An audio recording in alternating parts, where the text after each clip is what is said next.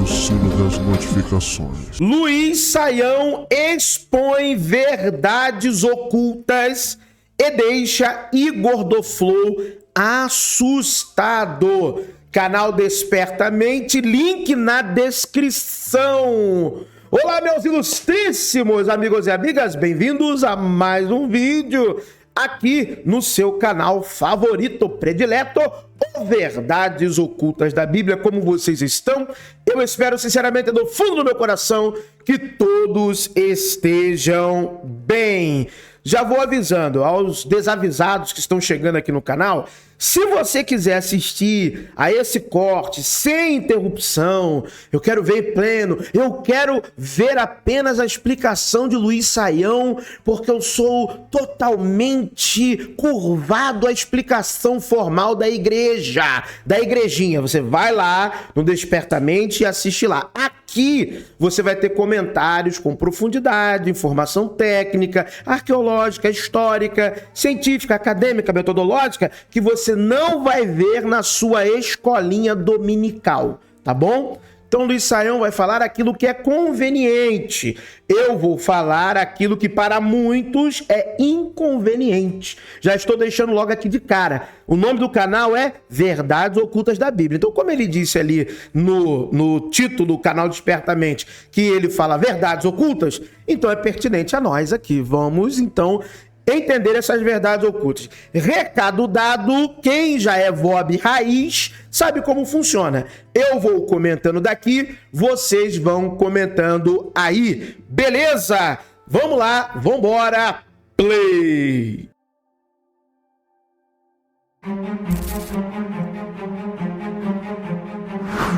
A forma como a Bíblia se torna a Bíblia moderna, como a gente conhece. Quando a gente fala de Bíblia, é o conjunto de livros que foram escolhidos para estar ali, né?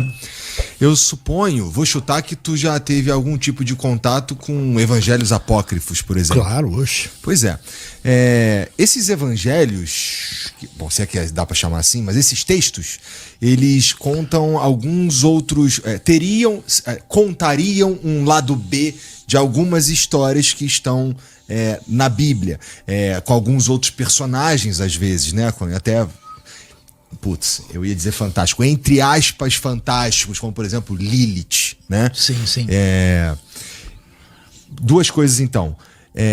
A maneira como a Bíblia foi montada, a escolha dos livros que vieram a compor a Bíblia, na tua opinião, foi uma boa escolha? Assim, temos uma Bíblia como deveria ser.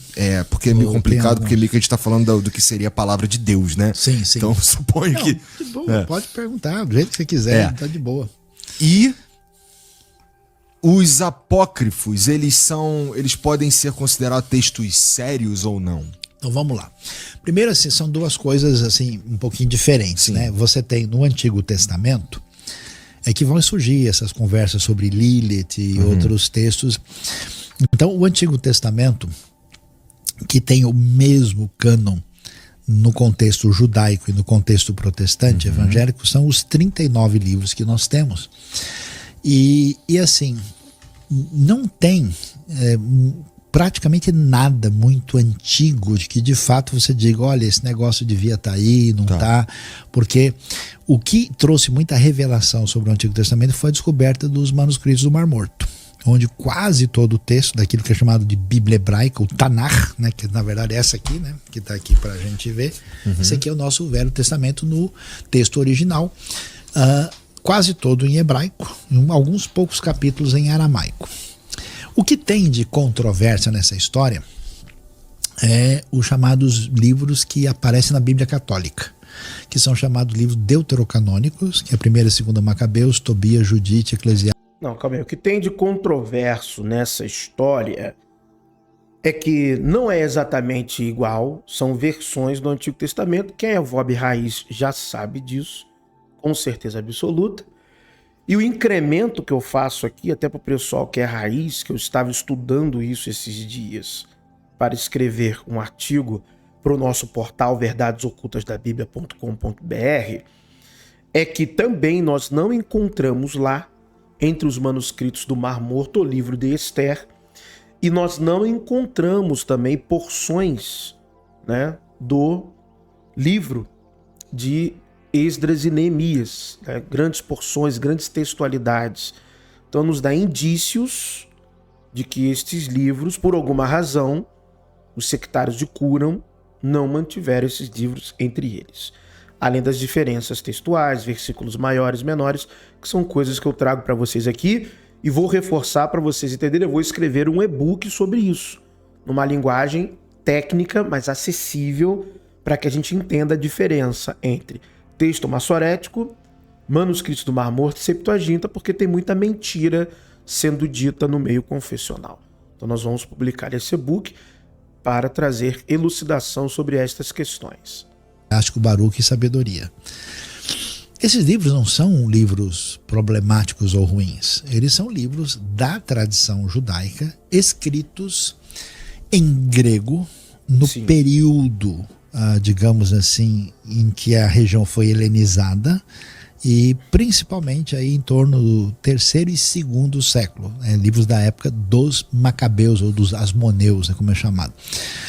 Só que é o seguinte, esses livros são judaicos e os próprios judeus não os reconhecem como livros canônicos. Por isso que a tradição judaica e a tradição evangélica diz, olha, os livros são interessantes, são bons, mas não estão na mesma referência dos outros livros. E já no primeiro século... Calma aí que tem uma coisa importante a se dizer em relação a esta questão. Primeiro é que o Novo Testamento, quando se debruça sobre o Antigo, para fazer citações e referências, se debruça amplamente sobre a Septuaginta.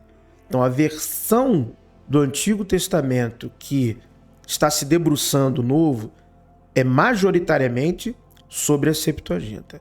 E o Novo Testamento está inundado de citações acerca do primeiro livro dos Macabeus, segundo livro dos Macabeus, Enoque, entre outros. Ok? Então está lá na boca de Jesus, em Hebreus, está lá Romanos, na boca de Paulo, ou na pena, ou no cinzel, chame do que quiser. Então, a questão não é que os judeus não reconheceram, a questão é que personagens como Jesus e Paulo e o escritor aos Hebreus estão citando estas obras deuterocanônicas, estão extraindo ideias destas obras deuterocanônicas. E outra coisa extremamente importante, anote, pesquise, vai no Google, vai na IA, vai onde você quiser. Antes dos manuscritos do Mar Morto, sim, grego. Entre os manuscritos do Mar Morto, estes textos que nós chamamos de deuterocanônicos, que estão na Bíblia Católica, nós encontramos em hebraico e aramaico. Você pode olhar agora no GPT. Você pode olhar agora na IA, nesse momento agora que eu estou falando. Confirma aí, pergunta ao seu chat GPT, pergunta ao seu Gemini, pergunta ao Google IA. Os deuterocanônicos católicos, entre os manuscritos do Mar Morto, foram encontrados em quais idiomas, originalmente? Pode perguntar aí agora. Pergunta agora, estou falando sério. Então, antes dos manuscritos do Mar Morto, grego, beleza. Depois dos manuscritos do Mar Morto, agora nós sabemos. Ah, mas aí alguns estavam em grego e depois que foi passado para o hebraico. Eu não estou entrando nessa questão, no mérito dessa discussão. Até porque, sim, temos essa questão. Mas eles estavam lá também. Então, por quê? Porque a igreja decidiu seguir majoritariamente o que é estipulado na tradição como escritura a partir da percepção farisaica. Isso que nós temos que falar. Ah, mas Jesus também cita esse conjunto. Cita, está na tradição. O conjunto é citado. Mas a maior fonte de importação de ideias e textos é desse período helenístico e é dessa tradição apócrifa pseudepígrafe. É o que mais permeia o Novo Testamento do que o próprio Antigo Testamento. Essa é uma verdade dura E é claro, eu não acredito. Você não estudou isso, pô. Obviamente, você tá ali sendo todos os dias doutrinado na sua igreja, lá na sua EBD, que não te ensina essas coisas. Você nem sabe os autores que falam sobre isso. A literatura especializada que fala sobre isso. Então, você não vai saber mesmo. Nunca vai saber.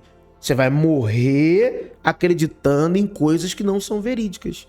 Como acontece há 2000 anos no cristianismo. Então não vai ser diferente com você se você não estudar. A maioria dos judeus, né, menciona o Antigo Testamento como nós o conhecemos. O próprio Jesus, em Lucas 24, quando ele vai falar que tinha que se cumprir tudo que está escrito na lei, nos profetas e nos salmos. Isso é uma maneira de dizer Torá, Neviim e Ketuvim, que é as 3 partes da Bíblia hebraica. Então isso é mais ou menos um consenso. Pouca coisa surge aí. Existem outras tradições de comentário. O desenvolvimento das coisas sobre Lilith é uma coisa posterior. No Novo Testamento, aí a gente tem uma questão que chama atenção. Por quê?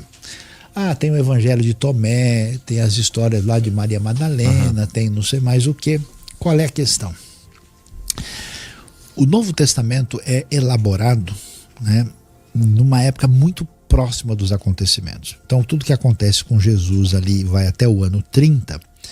Quando você tem já por volta da década de 40, já tem texto surgindo. E evangelho, nos anos 50, já vai surgir o Evangelho de Marcos e os outros, Lucas, Mateus, nos anos 60 e João só mais tarde, que vai ser na década de 80. Né? E aí João escreveu o Apocalipse nessa época também?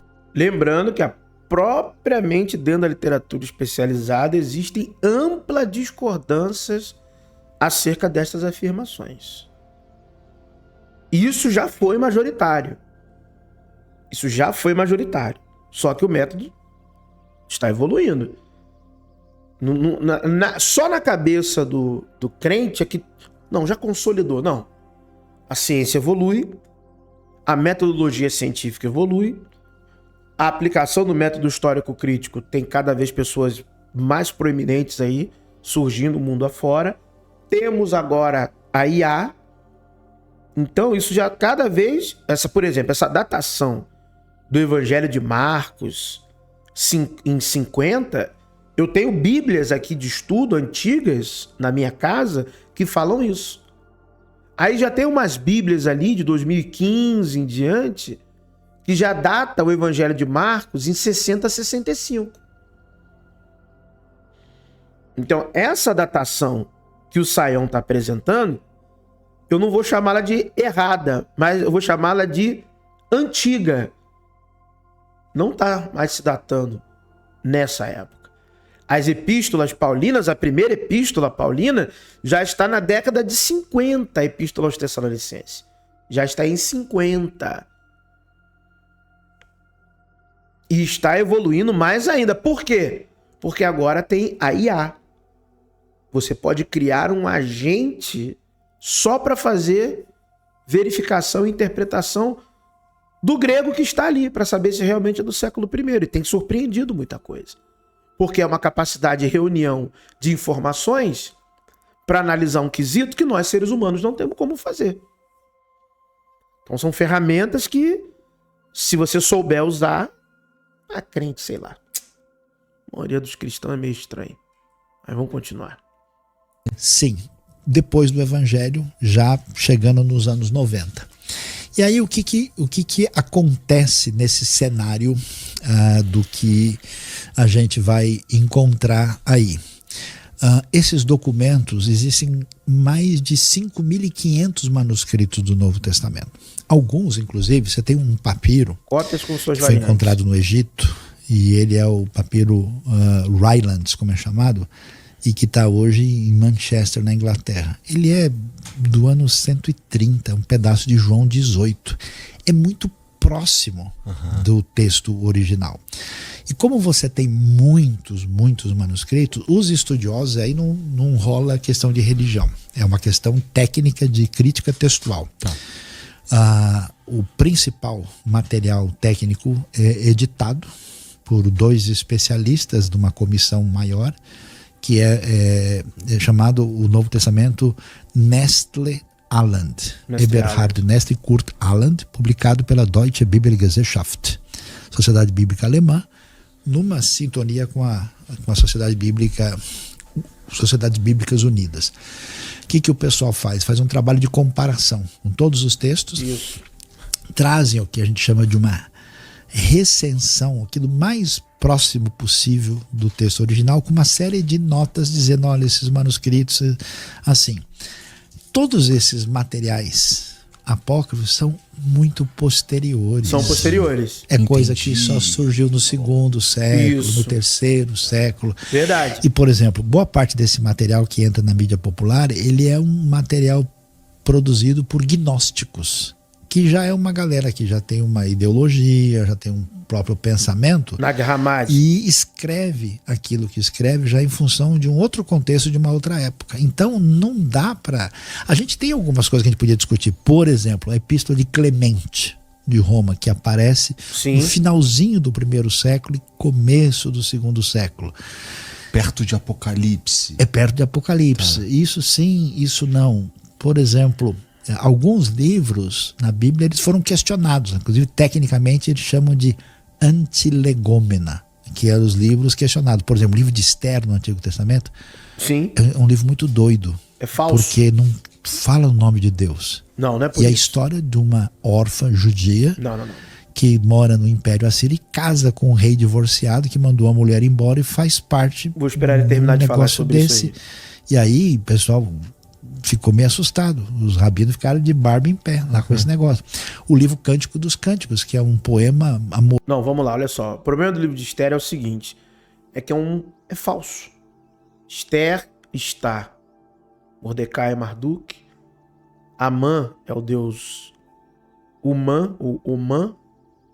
Geresh também é uma deusa. Vasti é uma deusa. Assuero é um título. É um título para o homem deus, o imperador. Tudo falso. Datações erradas, costumes persas citados errados, apropriação cultural do Purim, tudo ali. Gênero ficcional atestado, e eu vou publicar futuramente uma obra sobre Esther, porque eu tenho todo o material já da pesquisa. Eu tenho todo o material da pesquisa. Tem uma playlist aqui no canal Verdades Ocultas da Bíblia chamada Esther, onde eu analiso todo o livro de Esther. Eu já dei esse estudo na Escola de Sabedoria, na igreja. Na igreja, já falei, o livro de Esther é uma história ficcional, revelando no final o propósito pelo qual essa obra ficcional foi escrita, claramente. Então, falso com uma nota de 3. Não há nas listas reais persas uma rainha chamada Esther, até porque Esther é estar. Falso. E Umã, Geresh, Vasti são os deuses de Elão. Então tudo isso é história. Eu vou escrever, aliás, no capítulo 5, acho, do meu livro. Não é no 5, não. Onde eu tenho que falar sobre Esther, por causa que eu tenho que falar da descida de Estar ao submundo, eu acabo falando de Esther. É logo aqui, ó, página 14 do meu livro. Página 14 desse meu livro aqui, ó. Aqui. O inferno não existe. Então, já na página 14, capítulo 1, tem a introdução, né? Capítulo 1, página 14. Perigoso livro de Esther. Aí eu já falo aqui. Os nomes dos personagens principais do livro: Mardoqueu, Mordecai, Esther, Hadassa, Amã e Vasti são nomes de divindades mesopotâmicas conhecidas na antiguidade. Nomes que o escriba se apropriou para construir a história do livro de Esther, tal como uma história babilônica antiga. O livro reconta a grande vitória de Marduk e Ishtar, os deuses da Babilônia, sobre os seus inimigos, Amã, Zeresh e Vasti, os deuses de Elão. Tá aqui, página 14, página 15 do meu livro, tá bom? E eu vou aprofundar, arrancar todos os detalhes e escrever um livro impresso também sobre Esther. Entendeu? Então, não é só por isso não. E Cantares eu já falei, né? Cantares é por pura. Eu não posso completar a palavra, né? Cantares está romantizado na sua Bíblia. Está parafraseado. Cantares é sacanagem. Eu não sei como é que um negócio desse pode ter sido colocado como um livro canônico inspirado por alguma divindade. É sacanagem pura, é pura sacanagem. Cantares é sacanagem pura. E ainda vem protestante fala do relacionamento de Deus com a igreja, de Cristo com a igreja. Ah, não, comigo não. Você pode enganar gente boba. Cantares, lê em hebraico, se você puder, bota em hebraico, vai na IA, pega a versão de Cantares em hebraico, vai na IA e pede para ela explicar, sem paráfrase, sem nenhum tipo de paráfrase. Pede o texto integral, interlinear, o mais literal possível. Ah, meu amigo, é introduzir teu cetro em mim, é sexo de tudo maneira que você possa imaginar, entendeu? Histórias macabras de violação. Tem uma história bizarra no livro de Cantares. Bizarra, literalmente. Não sei como é que esse livro é inspirado por algum deus. Não faz sentido. Tem uma história de violação. Literalmente, em Cantares tem uma história de violação. E está na Bíblia. E é inspirado. E é relacionamento de Cristo com a igreja, de acordo com alguns protestantes e católicos. Não dá, não entra na minha cabeça isso.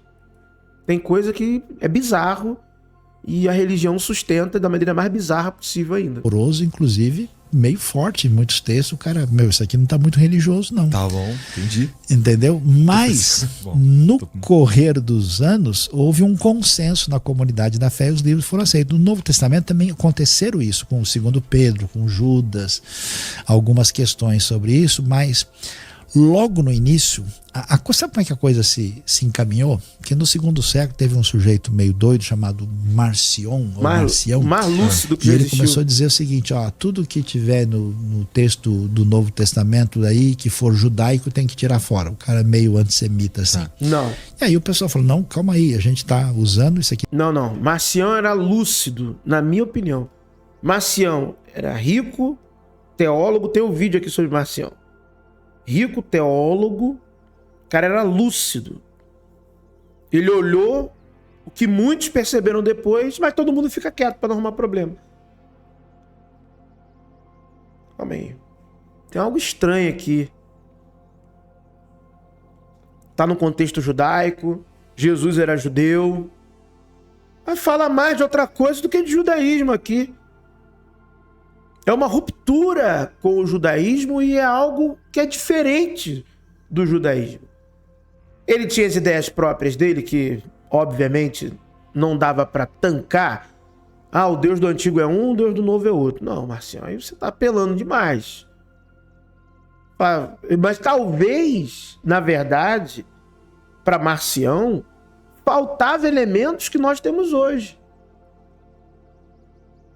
Será que se Marcião tivesse mais elementos, ele teria entendido por que é outro Deus e não necessariamente gerar um antagonismo que vai dar origem ao pensamento que das correntes gnósticas, heréticas? Da origem não, que está dentro desse conjunto, que dá origem não, reformulando. Pensamento que está dentro desse conjunto. Talvez faltava informação, mas ele chegou quase lá. Entendeu? Tem que falar abertamente. Abertamente. Tem origem apostólica, isso gerou uma controvérsia onde o pessoal foi reafirmando os textos.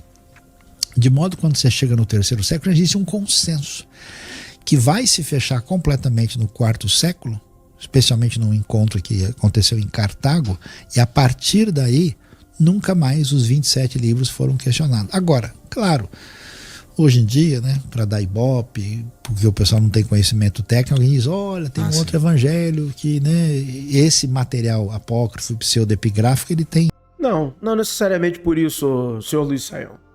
Não necessariamente por isso. Não é por isso. Não é para dar ibope, não é para nada disso. É para colocar em pauta discussões que propositalmente são descartadas do público comum por vocês, que estão expostos aí na mídia, que sustentam a narrativa oficial. Nós temos os códigos, que, por exemplo, está lá o Evangelho de Filipe, pastor de Hermas. O cânon é da corrente que prevaleceu. Não quer dizer que era o melhor, não quer dizer que era o mais completo, nem o verdadeiro. Tem ramos da cristandade em que, sim, a segunda epístola de Pedro, as epístolas joaninas, são consideradas pseudepígrafes. Eu também acho que são mesmo. Pedro não escreveu nem a primeira nem a segunda epístola. Nenhum Pedro escreveu. Nenhum apóstolo João escreveu a primeira, a segunda e a terceira epístola a João. Os autógrafos dos evangelhos, você sabe, você mesmo já falou, não é nem Mateus, nem Marcos, nem Lucas, nem João. Os autógrafos são anônimos. Foi a tradição que atribuiu esses nomes. Nós encontramos esses nomes ali, primeiramente, em Irineu. Nós não temos versões completas dos evangelhos que nós conseguimos montar em papiros. Somente suas versões finalizadas em códices. Então não é uma questão de sensacionalismo. É uma questão de que o processo é muito mais complexo do que vocês tentam passar na narrativa confessional.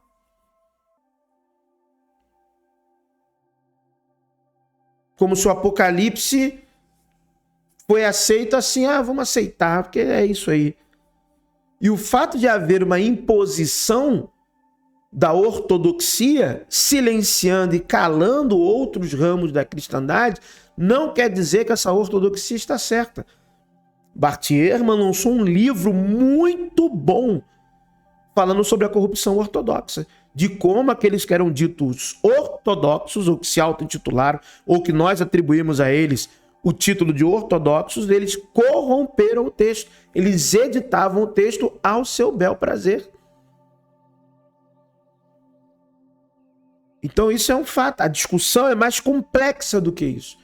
E incluir a temática dos apócrifos, pseudepígrafes, do que os outros cristianismos pensavam é importante. Até porque o mito da igreja monolítica, unificada, ele tem que ser combatido também. Temos que falar a verdade. Marcião tinha as suas igrejas, porque Paulo teve as suas igrejas. Antioquia, Jerusalém, Roma e Alexandria não nascem unificadas na história. Já são comunidades com suas distinções muito claras sobre Cristo, Jesus, suas terminologias muito claras, muito óbvias, muito evidentes. Então não é assim, como se... Não, porque o pessoal quer polemizar, quer fazer sensacionalismo.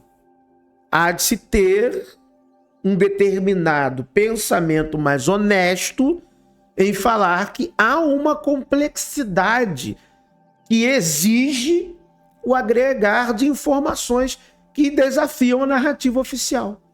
Não tem nada de sensacionalismo. O nome disso é honestidade intelectual. Agora, é claro, eu entendo que tem uma massa que, não, porque você é a figura de autoridade dessa massa. Assim como outros. Eu entendo, tem gente que tem mesmo que seguir outra pessoa. Isso é bom até para a sociedade. Eu vejo isso como positivo. Tem gente que não nasceu para ser livre. Tem gente que nasceu para seguir alguém, como é na natureza. O líder do bando, o líder da matilha, a rainha das abelhas, das formigas. Isso está na natureza. Tem gente que nasceu para seguir algo, alguém, para abaixar a cabeça e ir, que senão faz besteira. E a maioria dos crentes são assim. Então é melhor que eles aceitem essas narrativas oficiais. E quem realmente é livre pensador, quem realmente questiona, quem realmente se aprofunda, quem realmente estuda, para essas pessoas a natureza deu outra característica. Essas pessoas são livres. Então eu acredito muito nisso. Que quem acredita nessas coisas, muitas delas têm que continuar acreditando. Senão torna-se até um problema na sociedade. Um problema. Caos, causaria o caos social. Muitos cristãos alinham moralidade à religiosidade. É melhor que continue assim. Porque se Deus não existe, não tem moral. Quando eu ouço Tasso Licurgo falar isso, e outros, Eberlin e outros, eu penso, e que bom que ele é cristão. Eu penso na hora, que bom, graças a Yahvé, que um homem, uma mulher que fala isso é cristão. Porque isso reflete o que está dentro dele, o que está dentro dela. Se Deus não existir, eu vou para tudo que eu posso. Então, ó, eu bato palmas quando eu vejo um confessional, um crente falando isso, que é melhor para a sociedade. Imagina, se não é crente, o que ia acontecer? Tem coisa dizendo que Jesus, quando era criança, fazia passarinho de barro e jogava água e ele saía voando. Tem umas coisas muito mirabolantes assim. Que... Mas é que também a vida de Jesus, ela, além de...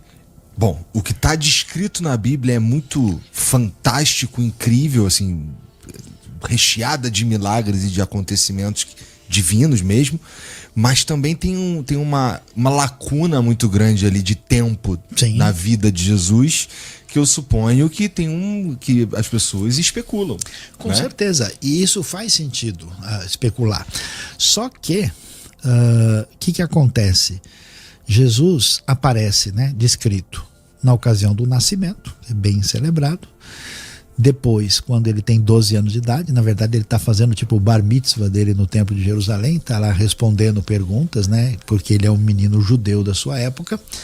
E depois no início do seu ministério. Existe um certo buraco aí dos 12 aos 30 anos. Aí o pessoal então começa a viajar. Não sei se você sabe, tem um suposto túmulo de Jesus na Índia. Verdade. E tem um no Japão. É mesmo? É. Eu já tinha escutado que Jesus teria ido para a Índia. Então, mas olha lá, como é que a gente lida com uma questão como essa? Quando você lê um texto como o texto de Marcos capítulo 6, e o texto está falando, escuta, não é esse o Jesus, filho do carpinteiro, e não estamos aqui, isso... Porque quando Jesus começa a falar... Não do carpinteiro. A pergunta é, quem é esse cara para ele estar falando assim? Porque na época, para você, por exemplo, você só pode ser rabino depois dos 30 anos, porque você tem pelo menos uma experiência para começar a abrir a boca. Segundo, o pessoal quer saber, peraí, de onde é o seu diploma? Quem é você? Então, se você estudava com um cara de ponta que era reconhecido pela comunidade, o cara, ele fez ITA, ele fez USP, ele fez o FRJ, ele tá, né, bem encaixado. E aí Jesus, qual é o problema de Jesus? Jesus surge do nada. E quando o pessoal vai falar, esse cara, ele não é aqui dessa biboca aí que é Nazaré, esse vilarejo de nada, porque Nazaré não tem 1000 pessoas.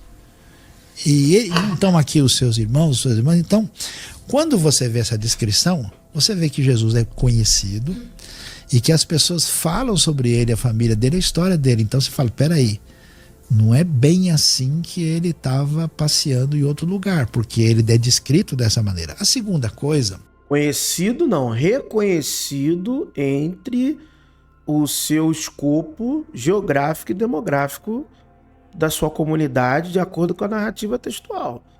E o texto demonstra, não, esse cara não é ninguém, esse cara não é nada, esse cara não deveria estar falando. É isso. Então não é que ele é conhecido, não, ele é conhecido dali. É igual o pessoal da minha rua. Me conhece, eu passo na minha rua todo dia, o pessoal sabe quem eu sou. É isso. Não é bom a gente romantizar essas coisas, não.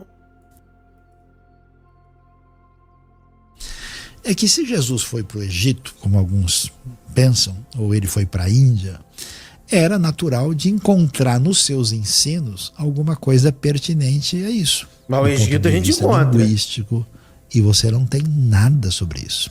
Nada que chegue perto da filosofia. Já mostrei aqui que em relação ao Egito, sim. Sim. Eu já mostrei aqui. Eu já mostrei aqui que sim. Sim. Ao Egito, sim. Ok? Egito, sim.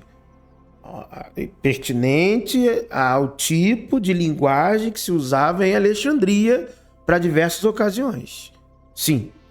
Inclusive parábolas. Inclusive o rico e Lázaro. Eu falei aqui, pode pesquisar, Verdades Ocultas da Bíblia, Rico e Lázaro. Tem tradições que já existiam daquela parábola no mundo greco-romano e tem a tradição egípcia também, e se aproxima. Então, vamos devagar. Tinha uma comunidade judaica de Alexandria que produziu a Septuaginta, que produziu o Fílon de Alexandria, que produziu a comunidade dos terapeutas. O próprio Atos dos Apóstolos apresenta Apolo de Alexandria, Atos dos Apóstolos.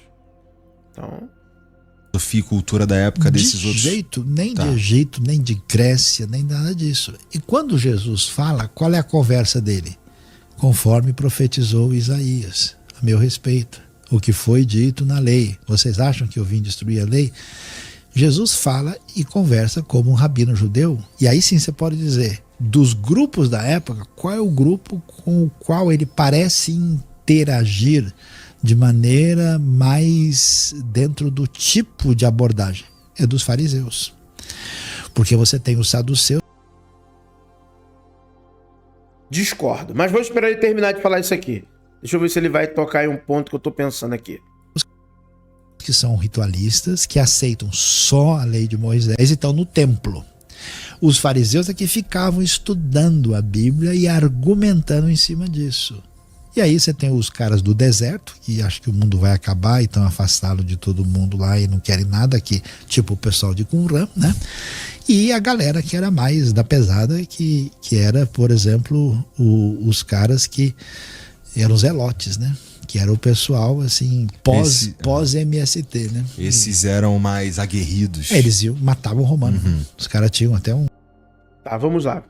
Primeira coisa, Jesus, no narrativo dos evangelhos, dialogava mais, se aproximava, dialogava mais com os fariseus, porque de acordo com os evangelhos, eram estes que estavam mais inseridos no cotidiano popular. Beleza? Jesus cita mais deuterocanônicos e apócrifos do que Antigo Testamento. Vou repetir. Jesus cita... Eu vou repetir, vou bater na tecla. Jesus cita mais deuterocanônicos e apócrifos do que Antigo Testamento. Eu bato nessa tecla fortemente. Enoque, sabedoria, eclesiástico, ok? Textos de cura, que eu já mostrei aqui também. Então vamos. Os essênios, de acordo com Fílon de Alexandria, de acordo com Joséfo, de acordo com Plínio, são os três que falam sobre a filosofia essênica, mas nós temos um dado importante. Os essênios não estavam somente no deserto do complexo de Cura. Eles estavam espalhados em todas as aldeias da Judéia, inclusive tem o bairro essênio de Jerusalém, que eu fiz uma live aqui, mostrando quem escavou, os arqueólogos que escavaram o bairro, todo ele mapeado, artigo científico publicado, revisado por pares, publicado em revista arqueológica, em site arqueológico relevante, o cara fotografado, premiado, aplaudido, comprovado. Bairro essênio de Jerusalém. Bairro essênio. Tinha um bairro de essênios na cidade de Jerusalém. Beleza? Também estavam em Damasco. Durante uma grande parte do debate sobre o documento de Damasco, que Damasco não era Damasco, Damasco não era Damasco, que Damasco ali não é lugar Damasco, e a gente sabe que é Damasco. É porque se batesse o pé, e eu não quero entrar aqui em teoria da conspiração, mas é uma realidade que tem gente que se finge de maluco, e até dentro da academia, Porque se fala que é Damasco, você quebra uma grande narrativa do cristianismo. E eu fiz esse vídeo lá no canal Casa dos Essênios, mostrando por quê. Pegando o texto de Atos dos Apóstolos, daquele pseudo-apóstolo que está no caminho de Damasco, perseguindo os do caminho.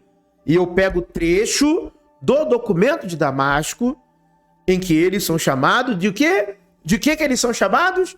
Os do caminho. Exatamente isso. Então, afirmar que documento de Damasco, que cita Damasco para baixo e para cima, que é de Damasco literalmente, quebra uma narrativa gigantesca. Mas arrebenta de maneira... Então inventaram todas as fórmulas de dizer que Damasco não era Damasco, que o caminho não era o caminho, e por aí vai. E eu tô nem aí para isso. Sinceramente, tô nem aí. Ah, não é assim, fulano disse que não era. Tá bom, mano, acredita que não era.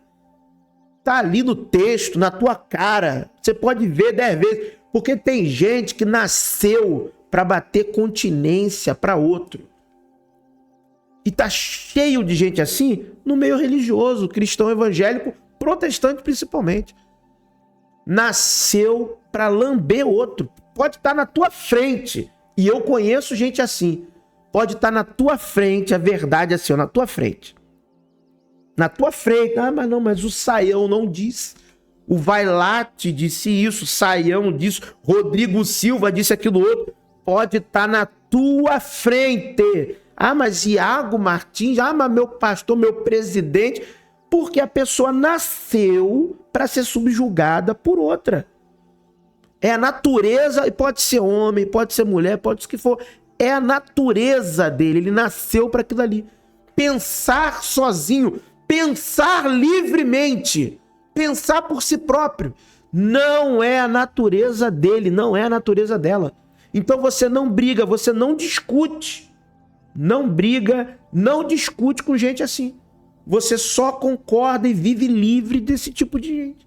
Vive livre, vive em paz, vive em harmonia. Convive, só convive. Só convive. Não discute. Ah, eu acredito, tá bom. Para pensar o seguinte, você e eu, não somos libertadores de ninguém, não somos messias de ninguém. Nós não fazemos prosélitos. E nem somos. Nós não somos arautos de nada. A verdade que nós conhecemos é para nos libertar. Nos libertar. Para nos defendermos. Para que nós não sejamos escravizados. É para isso. Mas e o outro? Deixa o outro para lá. Deixa o outro viver a vida dele. Deixa a outra viver, vive em paz. Se te perguntarem, aí você fala. Olha, tem isso, tem... Olha, não é bem assim. Ah, mas fulano escreveu. Fulano escreveu? Então tá bom. É o que fulano escreveu. Ah, mas Cicrano disse? Tá, ó. Segue o que fulano disse. Não segue o que eu estou te mostrando. Não leia o documento de Damasco, pô. Pra que você vai ler o documento de Damasco e comparar com a história de Paulo no caminho de Damasco? Que ele estava perseguindo os do caminho. E que no próprio documento de Damasco, os caras que estão ainda em Damasco são chamados de os do caminho. Para que você vai ver isso? Vê com seus olhos? Não. Não veja com seus olhos. Não. Segue o que eles estão dizendo. Segue o que eles estão falando. Pô. Você nasceu para isso, para seguir, e a gente não briga. É isso, cara. Você vive em paz. Entendeu? Esse é o caminho. Um punhal conhecido como os mais radicais, os sicários, né? Que pegavam e falavam, olha, os invasores romanos vêm aqui e a gente tem que dar um jeito. Mas mesmo assim, quando você vê Jesus sempre frustra e vai frustrar todo mundo. Porque ele não se encaixa em nada. Então, por exemplo, todo mundo está esperando um Messias, e esse Messias tem que ser um libertador nacional. Jesus vai e cura o servo de um romano. Como assim? O cara mais da pesada que existia na época é o cara que se vendia para Roma para cobrar imposto das pessoas de casa. Jesus escolhe um discípulo dali. Um desses. E escolhe um zelote. Já Ele falei pegou um por quê. cara do PL e do PSTU e botou junto. É muito doido isso. Aí Jesus conversa com mulher, que não pode. Conversa com o samaritano, que é um herege maldito que todo mundo detesta. As crianças gostam dele e querem chegar perto dele. Jesus vai jantar na casa do fariseu. Meu, Jesus é muito da hora. É impressionante como ele conecta com todo tipo de gente. E ele chuta o pau da barraca, porque todas as expectativas. Por isso que na hora do vamos ver, os próprios discípulos pulam fora. É isso que eu acho curioso, assim. Você não consegue, eu não consigo explicar racionalmente o sucesso de Jesus. É explicado. Porque ele abre mão de estar no centro religioso, ele fica nos vilarejos lá da Galileia, os discípulos dele são uns caras cheirando peixe que não se apresenta absolutamente nada. Eu estou escrevendo sobre questões envolvendo Jesus histórico na perspectiva dos próprios evangelhos. Ok? Estão pegando coisas que os evangelhos falam que tem um enraizamento histórico, principalmente na sua crucificação. E você vendo os detalhes que tem convergência, fundamento histórico, você entende claramente por que deu sucesso. É porque a língua acaba nos distanciando de algumas coisas. Que você olha e fala, cara, Jesus histórico existiu. E esse detalhe aqui mostra muito por que deu certo. Por que fluiu. Mostra por que fluiu. E eu tô falando sério mesmo. Tem um detalhezinho na crucificação que de uma palavra ali que o escriba colocou que você, putz, realmente, isso aqui faz sentido demais. E aí pega, meu irmão, pega. E aí pega, e lastra, e funciona. Os caras na hora do vamos ver falham, ele acaba condenado pela lei romana e morre sob Pôncio Pilatos, ele bate de frente com a liderança religiosa e ainda diz, só arrumou problema. E ainda diz que a gente deve amar o inimigo e na hora de morrer diz, Pai, perdoa, porque eles não sabem o que fazem. Agora, por que esse indivíduo se torna a pessoa mais impactante e relevante da história humana? Acho que estamos precisando achar uma explicação para isso que possa, porque é muito louco, cara, não dá. Muito bom corte, muito bom corte. Eu gostei do corte, apesar de não revelar verdades ocultas nenhuma, né? Mais uma vez, as verdades ocultas ficaram na minha conta, eu que tive que revelar aqui. Do ponto de vista da narrativa, muito bom corte. Canal Despertamente, link na descrição, vá lá, se inscreva lá também. Lembrando que estamos voltando aí com força total com os canais do Universo VOB. Professor Carlos Alexandre Costa, Casos Essênios, o Zoroastro, Saber Oculto, tem muita novidade vindo por aí. Acesse também o portal www.verdadesocultasdabiblia.com.br. Que o verdadeiro Deus abençoe a todos. Se você não crê, não acredita em um Deus, olha, para mim está tudo certo. Eu desejo apenas do fundo do meu coração que a sorte e a fortuna lhe acompanhe. But if I lay down and I play dead and I stay dead, maybe you'll get sick of being the monster out of my head, under my bed. Think you're something out of my nightmares, standing right there. But if I lay down and I play dead and I stay dead, then will you get bored of killing me? Silhouettes of you are like a taunt. Never really know just what you want. With you I don't ever feel calm. I can feel the sweat inside my palms. Play with me like cats and a string. You don't understand.